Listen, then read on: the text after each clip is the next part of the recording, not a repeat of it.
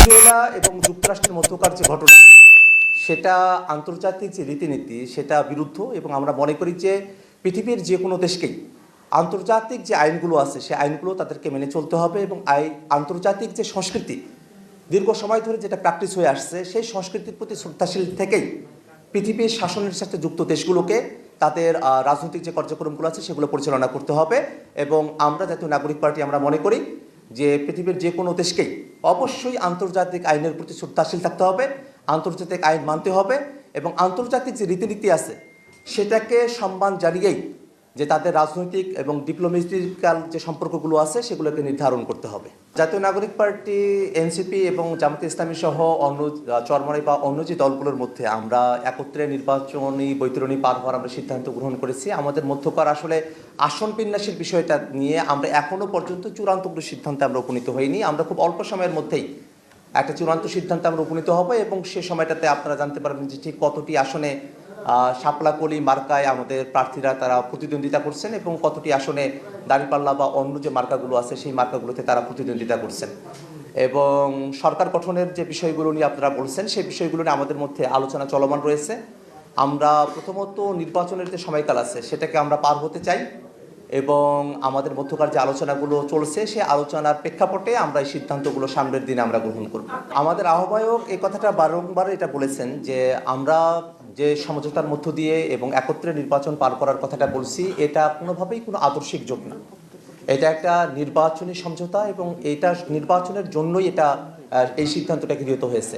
জাতীয় নাগরিক party NCP আমরা আমাদের যে রাজনৈতিক আদর্শ সেই রাজনৈতিক আদর্শের উপরেই আমরা আমাদের রাজনৈতিক কার্যক্রম পরিচালনা করব। এবং আপনারা খেয়াল করে দেখবেন যে আমরা যে 47 জনকে আমাদের দলের তরফ থেকে মনোনয়নপত্র দিয়েছি তাদের মধ্যে উল্লেখযোগ্য সংখ্যক নারী প্রতিনিধি রয়েছেন। এবং আমরা মনে করি যে জাতীয় নাগরিক পার্টি এনসিপি এবং জামাতে ইসলামের মধ্যকার এই যে নির্বাচনী সমঝোতা বা যে জোটের যে প্রসঙ্গ, সেটা আদর্শিক কোনো সিদ্ধান্ত নয় এবং সেটা এই নির্বাচন এবং বাংলাদেশে বর্তমানে সংস্কারকে বাস্তবায়ন করা, বিচারকে বাস্তবায়ন করা, আধিপত্যবাদ মুক্ত এবং দুর্নীতিমুক্ত গণতান্ত্রিক এক বাংলাদেশের প্রত্যাশাই গৃহীত একটা সিদ্ধান্ত। অবশ্যই যারা আমাদের সহযোদ্ধারা পদত্যাগ করেছেন তাদের এই পদত্যাগ আমাদের ব্যক্তিগত অনুভূতিকে আহত করে এবং আমাদের ব্যক্তিগত অনুভূতিকে প্রভাবিত করে। কিন্তু সংগঠন যে সিদ্ধান্ত গ্রহণ করেছে একটা গণতান্ত্রিক পদ্ধতির মধ্য দিয়ে, আমরা সেই সংগঠনের যে সিদ্ধান্ত সেই সিদ্ধান্তকে নিয়েই আমরা সাংগঠনিক কার্যক্রম পরিচালনা করতে চাই। এবং যারা পদত্যাগ করেছেন তারা আমাদের কাছে তাদের পদত্যাগের পত্রটা জমা দিয়েছেন এবং আমরা এখনো পর্যন্ত অফিসিয়ালি সেটা গ্রহণও করি নাই।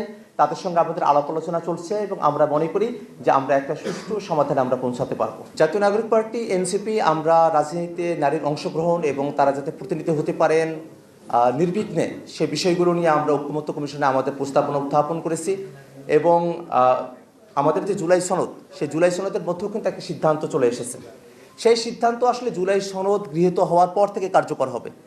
এই বছর নারীর আসনের যে বিষয়টা সেটা এক ধরনের আন্ডারস্ট্যান্ডিংয়ের মধ্য দিয়ে, এক ধরনের বোঝাপড়ার মধ্য দিয়ে এবার এটা গৃহীত হওয়ার কথা রয়েছে ঐক্যমত্য কমিশনের সিদ্ধান্ত অনুযায়ী।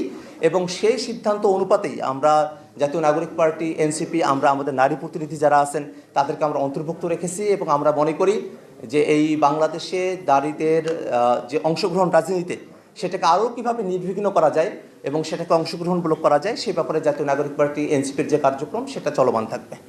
আমরা নির্বাচন কমিশন এবং আমরা দেখেছি জেলা পর্যায়ে যে যাচাই বাছাইয়ের প্রক্রিয়া চলছে, সেই যাচাই বাছাইয়ের প্রক্রিয়ার সময়টাতে প্রশাসনের কিছু কিছু ক্ষেত্রে আমরা পক্ষপাতমূলক আমরা আচরণ দেখেছি। আমরা অনেক ক্ষেত্রে দেখেছি এমন দলের সাথে সম্পৃক্ত ব্যক্তি যারা হয়তো এমন অপরাধের সঙ্গে যুক্ত আছেন যেটা কোনোভাবেই মনোনয়ন বৈধ হওয়ার ক্ষেত্রে সেটা প্রাসঙ্গিক হতে পারে না, কিন্তু তারপরেও তাদের মনোনয়নকে বৈধ হিসেবে ঘোষণা করা হয়েছে। আবার পক্ষান্তরে এমন অভিযোগ যেটা হয়তো এই সময়ের প্রেক্ষাপটে সেটা কোনোভাবেই গ্রহণযোগ্য কোনো অভিযোগ হতে পারে না, সেই অভিযোগেই অনেক দলের প্রার্থী তাদের মনোনয়ন কিন্তু অবৈধ ঘোষণা করা হয়েছে। এবং আপনারা এই সময়টাতে খেয়াল করে দেখবেন যে আমরা দীর্ঘ সময় ধরে স্বৈরাচারের যারা দোষর জাতীয় পার্টি এবং অন্য যে দলগুলো আছে তারা যাতে নির্বাচনে অংশগ্রহণ করতে না পারে সে ব্যাপারে আমরা আমাদের দাবি উত্থাপন করেছি। কিন্তু দুর্ভাগ্যের বিষয় হলো এই নির্বাচনে সেই জাতীয় পার্টিকে অংশগ্রহণ করার সুযোগ দেওয়া হচ্ছে। এবং আমরা খেয়াল করে দেখেছি যে রংপুরে যখন আমরা জাতীয় পার্টির প্রার্থীর মনোনয়নের বিষয়ে আপত্তি চাওয়া হলো, সেই সময়টাতে সরকারি সংস্থাগুলো কোনো আপত্তি উত্থাপন করেন নাই। আমি ব্যক্তিগতভাবে আমাদের তরফ থেকে, জনগণের তরফ থেকে জাতীয় পার্টি যে স্বৈরাচারের দোসর এবং ফেসিবাদের দোসর এবং তারা যে এবারে নির্বাচনে অংশগ্রহণ করতে পারেন না, সে আপত্তি আমরা উত্থাপন করেছি। সেই আপত্তির প্রেক্ষাপটে যারা রিটার্নিং কর্মকর্তারা যারা ছিলেন, তারা আসলে আইনি ফাঁকফোকরের মধ্য দিয়েই জাতীয় পার্টিকে এই নির্বাচনে অংশগ্রহণ করার তারা এক ধরনের সুযোগ তারা এখনো পর্যন্ত দিয়ে চলছেন। আমরা এখনো পর্যন্ত নির্বাচন কমিশন এবং সরকারের কাছে আমরা আহ্বান জানাই যে জাতীয় পার্টি স্বৈরাচারকে তৈরি করেছে, স্বৈরাচারকে বৈধতা দিয়েছে, যে জাতীয় পার্টির ব্যাকআপে আওয়ামী লীগ বাংলাদেশে হাজারো মানুষকে খুন করতে পেরেছে, গণহত্যার দোসর যে জাতীয় পার্টি, সে জাতীয় পার্টি যেন কোনোভাবেই এই নির্বাচনে অংশগ্রহণ করতে না পারে। এবং আপনারা খেয়াল করে দেখবেন খুবই অদ্ভুতভাবে এই জাতীয় পার্টির এখন নির্বাচন কমিশনে তাদের তথ্য অনুযায়ী যিনি পার্টির মহাসচিব বা সেক্রেটারি হিসেবে আছেন, তিনি এক আলাদা ব্যক্তি চুন্নু, এবং এখন যিনি সিগনেচার করে দিচ্ছেন তিনি আলাদা ব্যক্তি পাটোয়ারি।